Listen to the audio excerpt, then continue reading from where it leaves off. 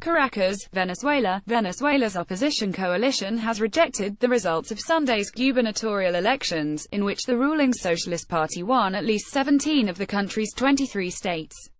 "We do not recognize any of the results at this time. We are facing a very serious moment for the country," said Gerardo Blide, campaign director for the Democratic Union Roundtable Mesa de la Unidad Democrática, or MUD. He called for a full audit of the results.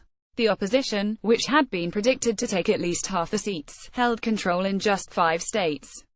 Results were pending Monday in Bolívar, a state in the country's east. President Nicolas Maduro, 54, hailed the results as a win for Chavismo, referring to the movement's name for his predecessor, Hugo Chavez.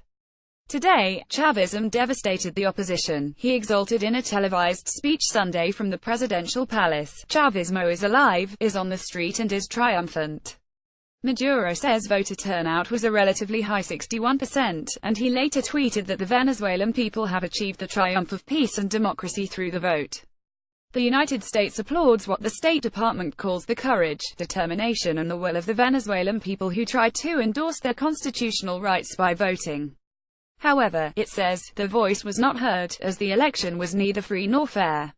It is spelling out a list of election irregularities, including a lack of independent credible observers, no announcement of last-minute changes to polling place locations, manipulation of ballot layouts, a shortage of voting machines on pro-opposition neighborhoods, and a lack of a technical audit in the way the election council counts the votes. The MUD opposition was unable to hold control of central Miranda state, which includes part of the capital city, Caracas. Opposition leader and former presidential candidate Henry Capriles was Miranda governor for 9 years. The Maduro government had banned Capriles from seeking public office again. When he went to vote Sunday, Capriles urged other Venezuelans to get past obstacles and cast their votes. He urged these soldiers of the homeland to defend the sovereignty of the people. Before Sunday's vote, analysts had predicted losses for candidates of the government, which people blame for the severe economic crisis facing the oil-rich country. Some journalists trying to cover voting were barred from entering polling places, even though they held accreditation, the National Union of Press Workers of Venezuela (SNTP) complained in a tweet. The Venezuelan Penal Forum, a non-government organization, reported 32 detainees during the electoral process. Maduro has said that governors, who have 4-year terms, will report to the Constituent Assembly, a powerful supercongress made up of his supporters. Its 545 members, who include his wife and son, were chosen in a July election boycotted by the opposition and widely denounced as fraudulent.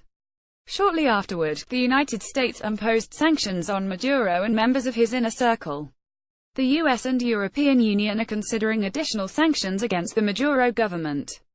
VOA's Kenneth Schwartz contributed to this report.